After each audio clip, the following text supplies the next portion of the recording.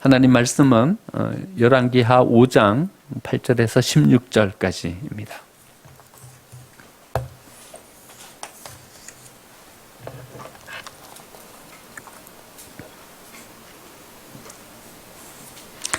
오늘 우리에게 주신 하나님의 말씀 열왕기하 5장 8절에서 16절까지입니다. 하나님의 말씀입니다.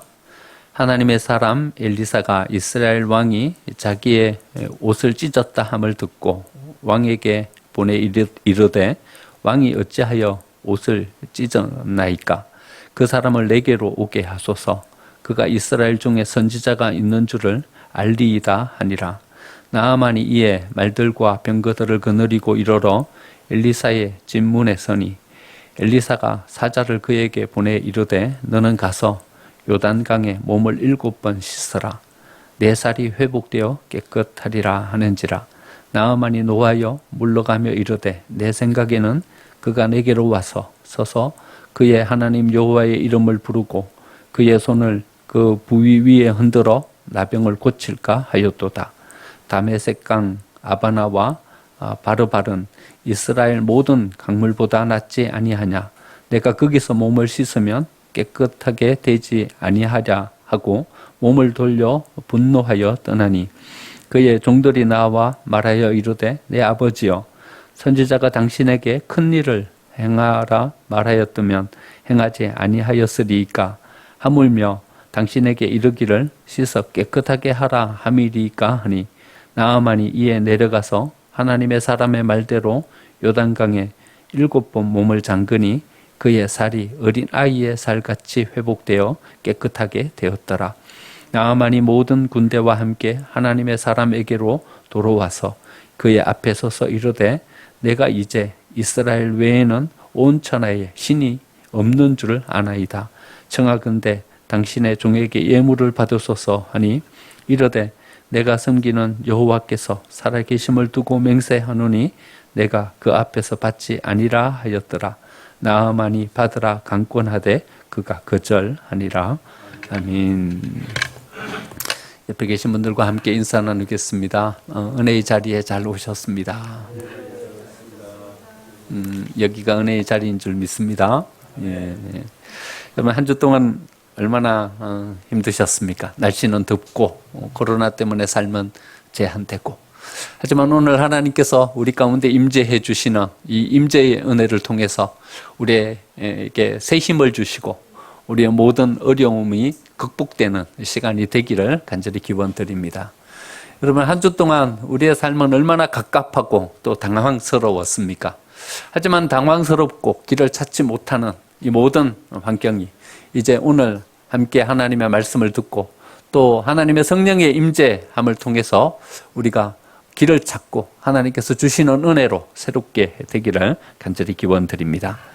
하나님은요, 우리가 무엇을 할까요? 이렇게 질문하면요, 우리에게 이렇게 말씀하십니다. 나는 일을 원하는 것이 아니라 나는 너희를 원한다 말씀하십니다. 우리는 뭔 일을 이루기를 소망해요. 또 뭔가 성취하기를 바라요. 그래서 내가 하나님 이런 것들 이루어 놓았습니다. 또 사람들에게 나는 이런 일들을 이룰 수 있는 사람입니다.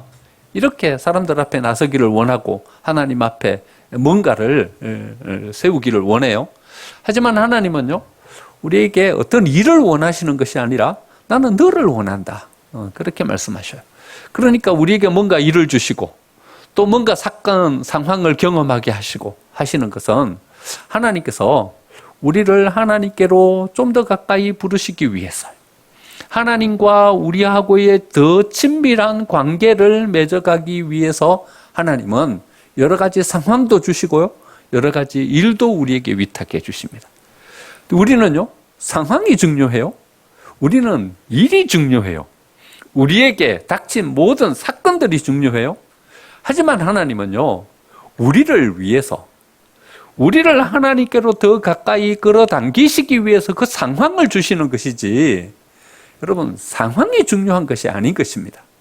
일이 중요한 것이 아닌 것입니다. 뭘 성취하는 것이 중요한 것이 아닌 것입니다. 우리는 하나님, 우리가 뭘 할까요? 질문하면서 나아가지만 하나님은 일이 아니라 나는 너를 원한다. 이렇게 말씀하시는 거죠. 그래서 우리에게는요, 뭐가 있어야 되냐 하면요, 하나님과의 이런 관계 속에서 생겨나는 믿음의 이야기들이 있어야 하는 것입니다. 오늘 나아만에게도 이런 믿음의 이야기가 생겨나게 되었죠. 그러니까 우리도 어떤 믿음의 선택, 믿음의 결단을 통해서 하나님께서 우리에게 허락해 주시는 이런 믿음의 이야기들이 있어야 한다는 것이죠. 여러분 어떠십니까? 여러분들에게는 믿음의 이야기가 있으십니까? 하나님께서 내게 허락해 주시는, 내가 경험한, 하나님께서 내 속에 역사해 주신 이 믿음의 이야기들이 있습니까? 이 믿음의 이야기, 그것을 만들어가기 위해서 필요한 첫 번째 조건이 바로 신뢰라는 것이죠. 하나님에게로 나아가기 전에요, 우리 사람들과의 관계 속에서도 이 신뢰가 기반될 때 비로소 뭔가 일이 이루어지기 시작합니다. 여러분, 신뢰가 없으면요, 아무 일도 일어나지는 않습니다. 누구도 거기를 향해서 나아가려고 하지도 않고요, 섣불리 뭔가를 시작하려고 하지도 않습니다. 여러분, 서로 세워지는 신뢰가 있을 때 비로소 우리는 뭔가를 결정하고 뭔가를 향해서 나아갈 수 있게 되는 것입니다. 여러분, 이 본문에 등장하는 여종을 한번 생각해 보십시오. 나아만의 아내가요, 그 요종의 말을 듣고서 나아만에게 나아가서 이스라엘로 한번 가보시는 것이 어떻습니까? 이렇게 권유하게 돼요. 그런데 여러분, 여종이에요. 여종이에요. 어린 여종이에요. 더군다나 이스라엘에서 포로로 잡아가지고 온 여종이에요. 그 여종의 말을 들어요? 여러분, 이 여종은 도대체 어떤 사람이었길래, 어떤 인물이었길래 나아만의 아내가 이 여종의 말에 귀를 기울일까요? 적대국이잖아요. 포로로 잡아왔으면 이 여종은 분명히 그 주인을 향한 어떤 적대적인 마음을 가질 수밖에 없게 되는 거잖아요. 부모를 그냥 갈라놓고서 자기를 포로로 잡아갖고 왔으니까요. 고향, 친구들이 있는 곳에서 자기를 포로로 잡아가지고 왔으니까요. 좋은 마음을 가질 리가 없잖아요. 그런데요, 나아만의 아내는요, 그 요종의 말을 들어요. 귀 기울이는 거예요. 여러분, 나아만은요, 한 나라의 군대 장관이에요. 이스라엘과는 적대적인 관계 속에 있는 사람이에요. 그가 결정하는 결정은 한 사람의 결정이 아니라 이것은 영향력이 큰 그런 결정인 거예요. 그런데 이 결정을 하는데 한 여종의 말을 듣고서 이 결정을 하는 거예요. 여러분, 도대체 나아만 집에 있었던 이스라엘의 그 어린 여종은 어떤 인물이었길래 나아만의 아내가 나아만에게 이스라엘로 한번 가보는 것이 어떻습니까? 권유하게 되고요. 나아만은 적대국 싸움을 하는, 전쟁을 치르는 이런 관계 속에 있는 나라인데도 불구하고 그 나라로 자기의 이 나병을 고치러 가게 된단 말이죠. 여러분, 필시는 이 여종은 그 주인에게 신뢰를 주는 사람이었다는 것이죠. 믿을 만한 존재였다는 것이죠. 신뢰를 주는 사람이었기 때문에 나아만의 아내는 그의 말을 믿고서, 그의 이야기를 듣고서 이스라엘로 한번 가보자, 이렇게 결정을 내리게 되는 것이죠. 이 여종을 이렇게 바라보면서 우리는 한번 우리의 삶을 한번 되돌아보면서 우리에게 질문해 보게 되는 것입니다. 우리는 믿을 만한 사람인가? 우리는 우리 주위에 있는 모든 사람들에게 신뢰를 주고 있는 사람들인가? 한번 질문해 보게 되는 것입니다. 여러분, 우리 속에 우리가 아는 하나님을 우리 주변에 있는 다른 사람들에게 알게 하기 위해서는요, 우리가 열심히 나아가서 하나님을 한번 믿어보십시오. 이스라엘로 한번 가보십시오.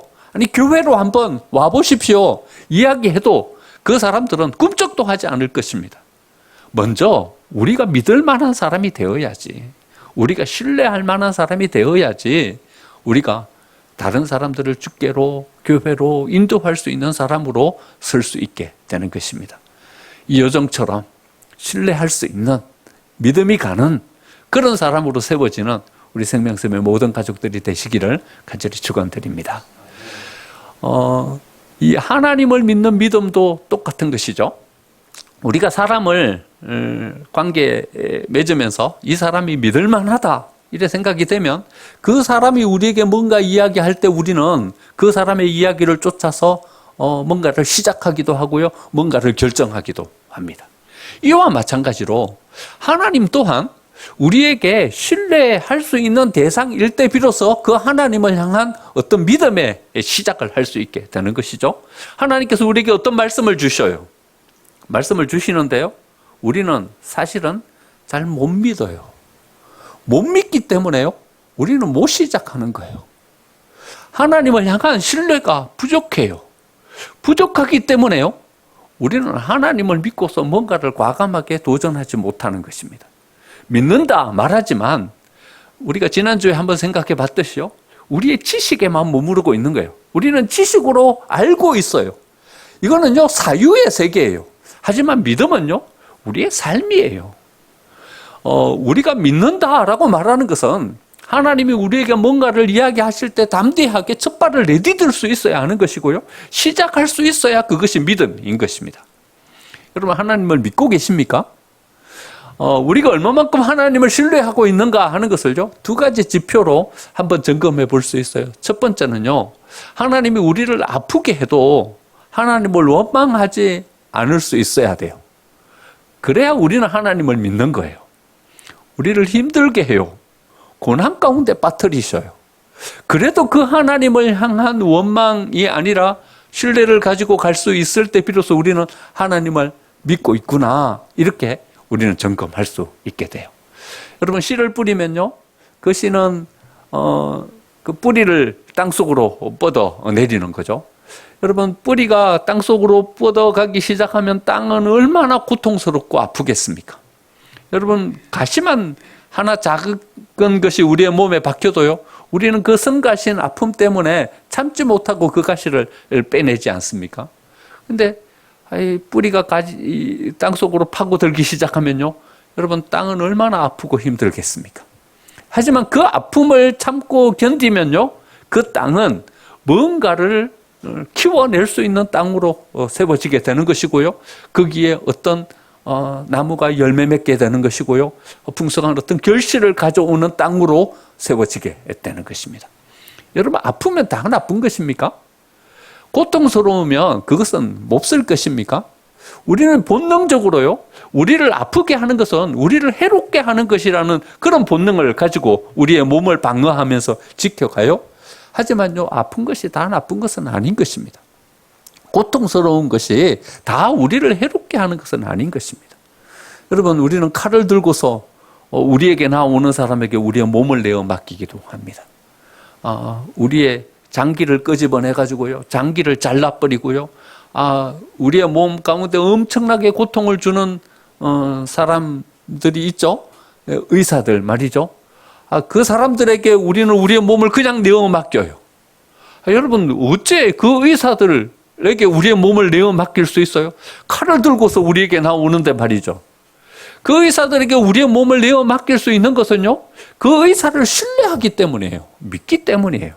엄청나게 우리를 아프게 하고 고통 속으로 우리를 몰아넣어요. 그럼에도 불구하고 우리는 그 사람에게 우리의 모든 것을 내어 맡겨요. 그리고서는 나중에 이래 이야기해요. 막 고통스러워서 막 너무 아픈데도 고맙다고, 감사하다고, 그래 이야기를 해요. 여러분, 우리에게 고통을 주고 우리를 아프게 하는데 왜 그 사람을 향하여서 고맙다고, 감사하다고 이렇게 말씀하세요? 믿기 때문이에요. 신뢰하기 때문이에요. 필시는 내 병을 고쳐줄 것이라는, 더 나은 건강으로 나를 세워줄 거라는 것을 믿기 때문에, 그 의사가 나를 아프게 하고 힘들게 하고 내 장기를 잘라버려도 여러분 고맙다고 이렇게 인사하는 거예요. 여러분, 하나님께서 우리를 고난 가운데로, 광야 가운데로, 고통 가운데로 내모실 때 하나님을 향하여 감사하다고 한번 해보신 적이 있으십니까? 아프면요, 우리는 하나님을 향하여 금방 원망합니다. 이스라엘 백성들을 보세요. 먹을 것이 떨어지고 물이 떨어지자 금방 하나님을 향하여 원망합니다. 앞에 홍해가 가로막히자요, 모세를 향하여 돌로 쳐 죽이려고 하고 있습니다. 여러분, 우리를 아프게 하고 우리를 고난 가운데 빠뜨리면 이건 다 우리를 해롭게 하는 것입니까? 아닙니다. 우리를 더 새롭게 하는 것이고요, 우리를 다시 세우는 것이고요, 거기 속에서 우리를 재정비하게 하는 것이고요, 더 나은 건강과 더 복된 삶을 세워가게 하시는 것입니다. 의사를 향하여서 우리가 고맙다고, 아픈 몸을 움켜잡고서도 감사하다고 이렇게 이야기하는 것처럼 말입니다. 때로는 우리가 광야 가운데 놓여 있을지라도 우리는 하나님을 향하여서 감사하다고 할 수 있어야 하는 것입니다. 왜냐하면 그 하나님을 믿기 때문인 거죠. 비록 아프게 할지라도 하나님은 우리에게 필시는 좋은 것을 주시리라는 그 신뢰가 있기 때문에요. 우리를 고난 가운데 빠뜨릴지라도 우리를 새롭게 세워 가실 것이라는 믿음이 우리에게 있기 때문에 우리는 그 하나님을 향하여서 감사할 수 있는 것이죠. 우리가 하나님을 믿는 두 번째 이유는, 두 번째 기준은요, 믿으면요, 따라가게 돼요. 믿으면 따라가게 돼요. 여러분, 하나님이 어디로 우리를 인도하시든지 그 하나님이 우리를 필시는 쉴만한 물가로 인도하실 것이라는 믿음이 있으면요, 우리는 그 하나님을 쫓아서 나아가게 돼요. 강을 건너야 돼요. 그래도요, 하나님이 그 강 건너에 우리를 위해서 더 나은 먼 멋진 것을 준비해 놓을 것이라는 믿음이 있으면 그 강을 따라서 건너가게 되는 거예요. 가시밭길을 가고 사망이 음침한 골짜기를 지나가게 하실지라도요, 그 골짜기를 지나고 그 언덕을 넘어서면 하나님께서 그 언덕 너머에 우리를 향하여서 더 좋은 뭔가를 예비해 놓으셨을 것이라고 믿으면요, 우리는 그 하나님을 쫓아서 나아가게 되는 것입니다. 제가 5살 때요, 5살 때 아니면 6살 때인 것 같아요. 서울 나들이를 처음 왔어요. 할아버지를 쫓아서, 할아버지가 종로에 있는 작은 할아버지 댁에 가시는데, 어머니가 저 아이를 좀 데려가라고, 할아버지는 안 된다고 하는데, 저희 어머니가 막 억질로 막 할아버지랑 실갱이를 하는 것을 어렴풋하게 기억해요. 이 아이 좀 서울로 데리고 가라고. 그래가지고 할아버지가 데리고 저를 오셨어요. 그런데 할아버지는 성가신 거예요. 조그만 아이를 데리고 가야 되니까. 종로에 내렸는데 사람이 얼마나 많은지요. 막 이 버글버글한 사람들 속에서 긴장감이 저한테 찾아왔어요. 여기서 잘못하다가는 할아버지도 잃어버리고 작은 할아버지 집도 못 찾아가고 큰일 나겠다 싶은 생각이 들었어요. 그래가지고요, 할아버지 도포자락을요 꽉 잡았어요. 얼마나 세게 잡았던지요. 제가 작은 할아버지 집에 도착했을 때 제 손을 이렇게 펴려고 그러니까 손이 잘 펴지지도 않을 정도로 제가 할아버지 도포자락을 꽉 잡고 할아버지를 쫓아갔어요. 왜냐하면 너무나도 혼란스러운, 너무나도 많은 사람 군중 가운데 내가 이 할아버지를 놓쳤다가는 여기서는 나는 어머니도 못 보게 될 것 같고 할아버지도 다시는 못 보게 될 것 같은 어떤 위기를 제가 느꼈기 때문에 그걸 했습니다. 여러분, 이 세상을 살아가는 동안에 우리가 하나님을 신뢰하면요, 그 하나님을 꽉 붙잡게 되어 있는 것입니다. 하나님이 어디로 우리를 이끄시든 우리는 그 하나님을 쫓아서 나아가게 되는 것입니다. 하나님을 신뢰하고 있는지, 하나님을 믿고 있는지 한번 점검해 보시기 바랍니다. 아픔을 주고 우리를 고통스럽게 할지라도 하나님을 향하여 감사합니다 라고 말할 수 있다면 우리는 하나님을 믿고 있는 것입니다. 하나님이 우리를 사망의 음침한 골짜기로 광야 가운데로 인도하실지라도 우리가 그 하나님을 믿고 쫓아갈 수 있다면 우리는 하나님을 신뢰하고 있는 것입니다. 우리 한번 점검해 보시죠. 여러분, 하나님을 신뢰하고 계십니까? 하나님을 믿고 계십니까? 하나님을 믿고 있다면 비로소 여기서 이제 새로운 일들이 벌어지기 시작하는 것입니다. 새로운 어떤 은혜의 역사들이 생겨나기 시작하는 것입니다. 신뢰해야 생깁니다. 믿어야 생깁니다. 신뢰하지 않고 믿지 않으면 아무 일도 벌어지질 않습니다. 여러분, 우리 안에 하나님께서 허락해 주시는 이 믿음을 가지고 새롭게 시작하는 저와 여러분이 되시기를 간절히 축원드립니다. 하지만 믿고 나아가는 이 길 안에는 장애물들이 생깁니다.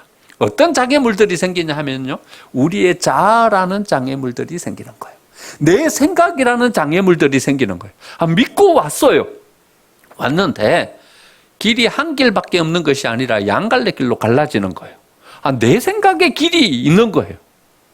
오늘 나아만의 이야기이죠. 11절 말씀 보니까 나아만이 노하여 물러가며 이르되 내 생각에는 그가 내게로 와서 서서 그의 하나님 여호와의 이름을 부르고 그의 손을 그 부위 위에 흔들어 나병을 고칠까 하였도다.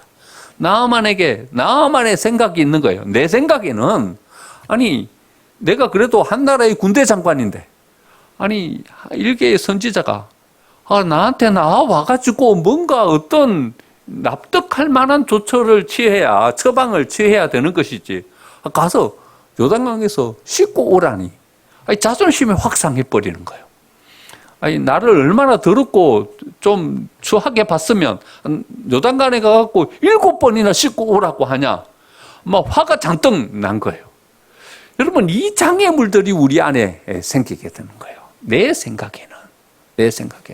하나님을 믿고 신뢰하면서 갔지만 거기 안에는 하나님이 인도하시는 길만 있는 것이 아니라 내 생각에는 자아의 생각이라는 또 다른 길들이 거기에 생겨나게 되는 것이죠. 자기 생각이 있어요. 자기 신념이 있어요. 자기 경험이 있어요. 이 길들이 여러 갈래길로 놓여져 있기 때문에 우리는 믿음의 길, 그 길을 향해서 나아가기가 어렵게 되는 것입니다. 믿음은 이런 것들과의 싸움인 것입니다. 이 모든 것들을 포기하고 믿음의 길을 선택하면서 나아갈 수 있는 자기와의 씨름인 것입니다. 이 씨름에서 이길 때 비로소 우리는 그 믿음의 길을 선택하여서 그 길을 향해서 나아갈 수 있게 되는 것입니다. 오늘 이 예배의 자리에서 우리가 우리의 이성에 갇혀 있다면 이 이성에 갇혀 있는 성을 허무는 시간이 되기를 간절히 축원드립니다. 우리가 만약에 우리의 경험이라는 성에 갇혀 있다면, 우리의 신념이라는 이 성에 갇혀 있다면, 오늘 이 예배의 이 시간에 우리의 신념이라는 이 성을 허물어 버리고 하나님께서 우리에게 제시해 주시는 그 믿음의 길을 선택할 수 있는 귀한 시간이 되기를 간절히 축원드립니다. 믿음의 길을 선택해서 나아가면 그 길 속에서 주시는 하나님의 은혜의 영광이 우리를 기다리고 있는 것입니다. 우리의 생각과 우리의 이성의 판단, 이것이 우리는 선택하기가 훨씬 더 가깝습니다. 여러분, 믿음의 길을 선택하는 것이 훨씬 더 어렵지 않습니까? 여러분, 우리의 경험의 길을 선택하는 것이 훨씬 더 쉽습니다. 하나님께서 우리에게 요청하시는 믿음의 길은요, 익숙치 않은 길입니다. 하나님께서 우리에게 요청하시고 계시는 그 모든 것들은요, 낯섭니다.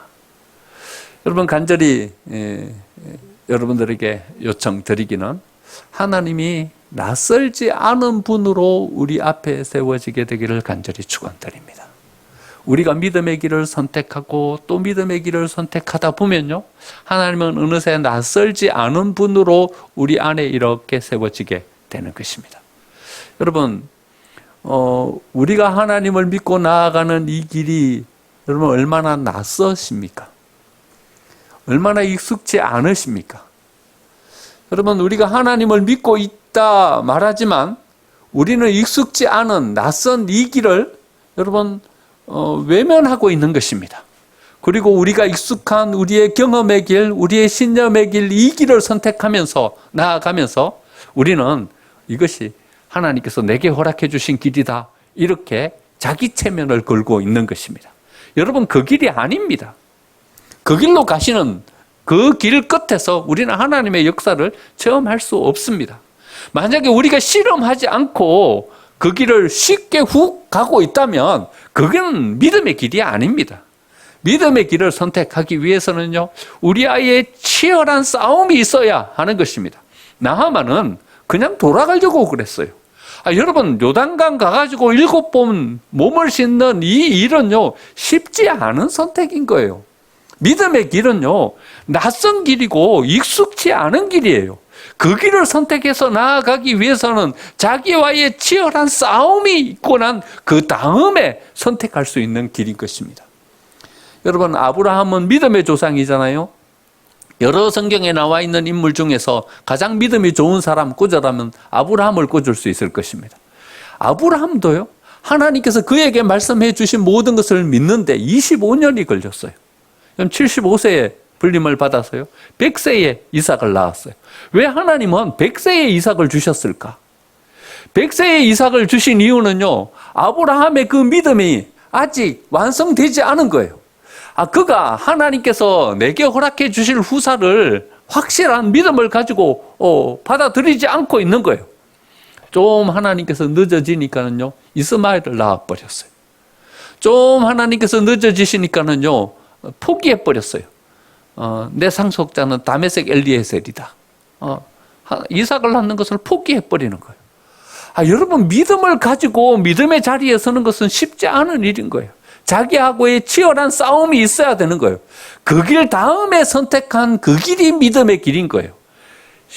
쉽게 어렵지 않게 어떤 믿음의 길을 가고 있고 신앙의 길을 가고 있다면 그 길은 하나님께서 우리에게 제시해 주신 길이 아니라 우리의 신념의 길, 우리의 경험의 길일 가능성이 큰 것입니다. 자기 신념의 거품, 이 거품을 빼내야 하는 것입니다. 이 거품을 다 빼내고 나면요, 여러분, 우리는 상당히 당황하게 될 것입니다. 나는 그래도 좀 믿음이 있는 사람인 줄 알았는데, 나는 믿음이 없는 사람이구나. 이렇게 우리 스스로를 바라보면서 당황하게 되는 것입니다. 자기가 가지고 있는 이성, 자기가 가지고 있는 경험, 이 거품을 다 빼내고 나면요, 우리 안에 아무것도 없는 것 같은 이런 당황함을 느끼게 되는 것입니다. 여러분, 이 당황함 속에서 우리는 비로소 우리의 믿음의 첫 걸음을 걸을 수 있게 되는 것입니다. 저는 테니스 치는 것을 좋아했어요. 학교에 테니스장이 있었어요. 그래서 친구들이랑 함께 테니스를 자주 쳤어요. 어떻게 테니스를 쳤냐 하면요, 테니스를 탁구 치듯이 쳤어요. 왜냐하면 탁구는 어릴 적부터 쳤거든요. 교회에 탁구대가 있어가지고 거기서 탁구를 늘 치면서 그렇게 했으니까 테니스를 탁구 치듯이 친 거예요. 친구들끼리 치니까는 룰도 제대로 없고요, 자세도 별로 중요하지 않았어요. 그렇게 치다가 이기면 기분 좋은 것이고요, 지면 아이스크림 내야 하는 것이고요.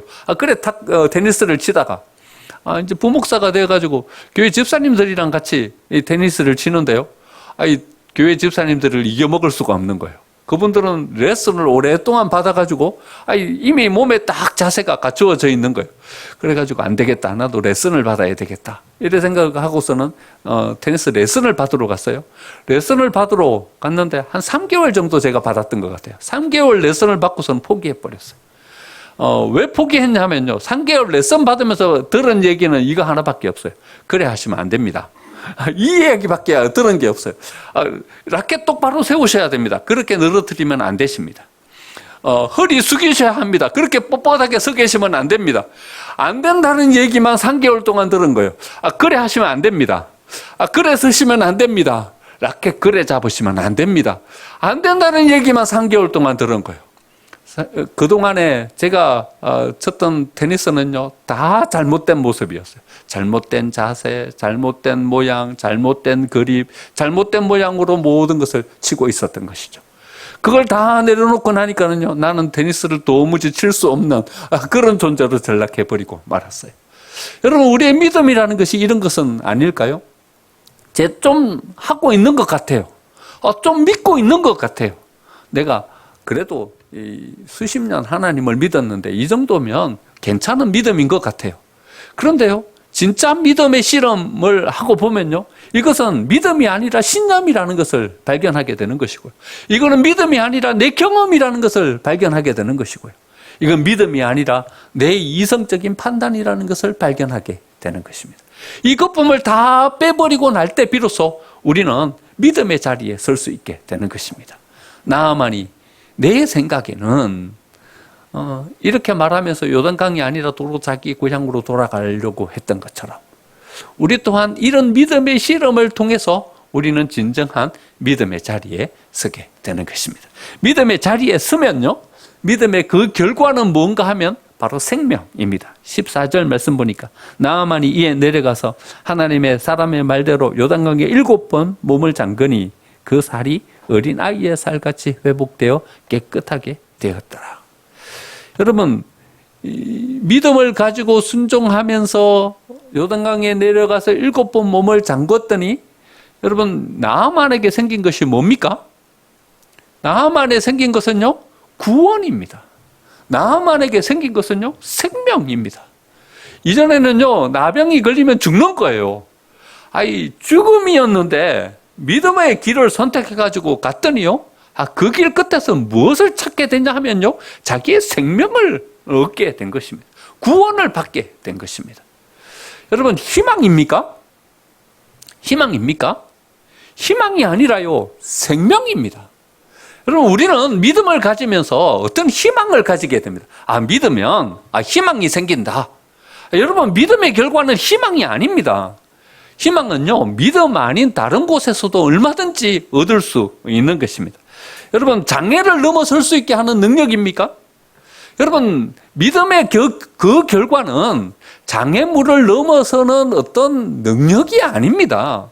여러분, 믿음이 우리에게 주는 것은 생명인 것이고요, 그 모든 것을 극복하고 이기는 구원인 것입니다. 여러분, 하나님의 축복이 좋으십니까? 아니면 하나님이 좋으십니까?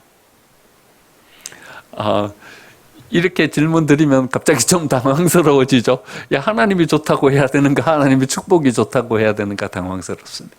그런데 우리는 솔직하게 고백하면 하나님이 좋기보다는 하나님의 축복이 좋습니다. 하지만 하나님의 축복이 좋아서는 안 됩니다. 우리는 하나님이 좋아야 하는 것입니다.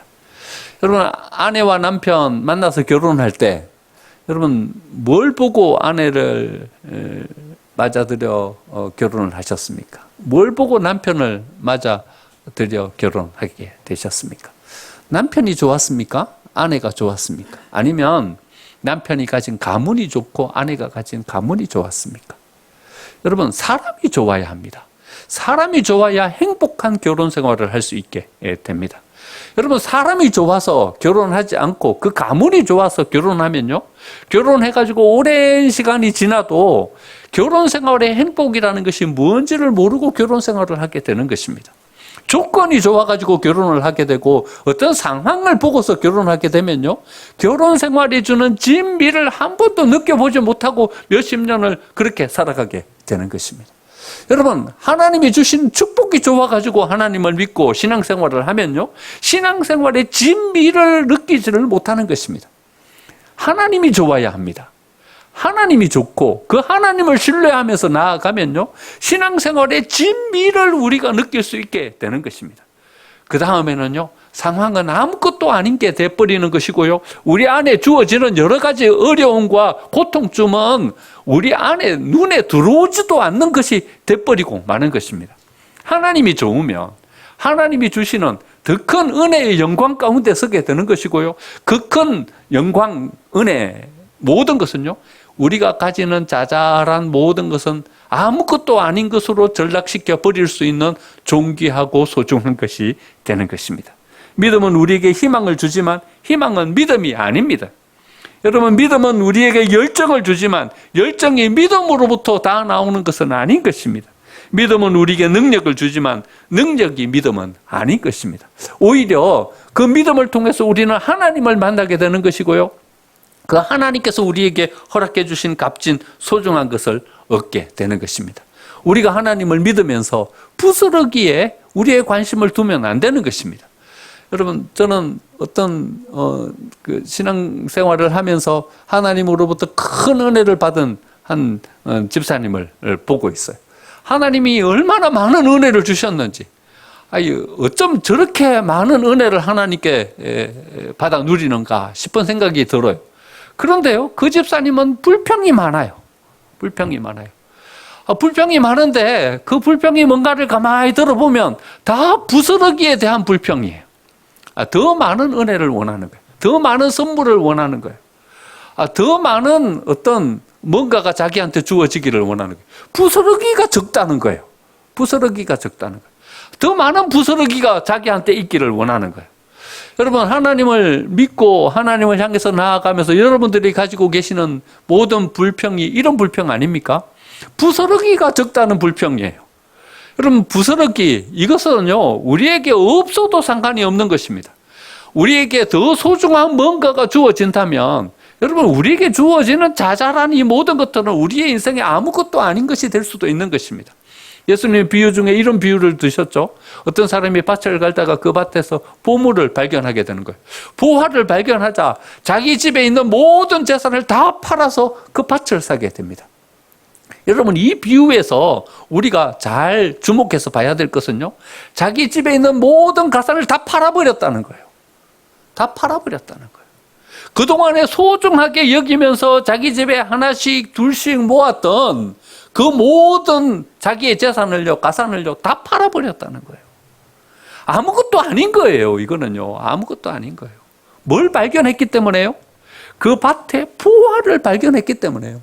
자기가 가지고 있는 이것과는 비교가 되지 않을 그 소중한 무언가를 발견했기 때문에 그것을 얻기 위해서 자기가 지금까지 애지중지 소중하게 가졌던 모든 것들을 하루아침에 다 팔아버리고 그 밭을 샀다는 거예요. 여러분, 믿음의 결과는 생명인 거예요. 믿음의 결과는요, 하나님 그분을 만나게 되는 거예요. 믿음의 결과는 구원인 거예요. 여러분, 부스러기 여기에 붙잡히지 마세요. 이건 아무것도 아닌 거예요. 믿음의 그 결과는 나아만이 얼마나 형통된 삶을 사는가, 나아만이 이제는 더 얼마나 영광스러운 지위를 가지게 되는가, 이런 것이 아닌 거예요. 나아만을 살리는 거예요. 나아만이 이제는 생명을 얻게 되는 것이고요, 그가 구원을 얻게 되는 거예요. 믿음이 우리에게 주시는 그 열매는 세상의 다른 어떤 것과도 비교할 수 없는 값진 보물을 우리에게 주시는 것입니다. 여러분, 이 세상을 살아가는 것이 참 힘겹고 어렵습니다. 코로나가 닥쳐왔고 또 여러 가지 삶의 제한이 있고 우리의 삶 가운데는 여전히 여러 가지 어려움이 산재해 있습니다. 이런 것들 때문에 우리는 힘겨워하고 어려워합니다. 하지만 우리가 이 모든 어려움 속에서 허덕이며 살아갈 수밖에 없는 것은요, 하나님을 향한 확실한 신뢰와 믿음이 없기 때문에 그러합니다. 확실한 신뢰와 믿음을 가지고 서면요, 이 모든 부스러기를 넘어서는 하나님께로부터 오는 값진 구원의 은혜, 생명의 은혜를 우리가 누리게 되는 것입니다. 이 믿음을 가지고 서서 우리에게 주어지는 이 모든 환경의 어려움들을 거뜬히 극복하고 일어서서 하나님과 함께 행복을 누리고 하나님과 함께 기쁨을 누릴 수 있는 저와 여러분의 삶이 되시기를 간절히 축원드립니다.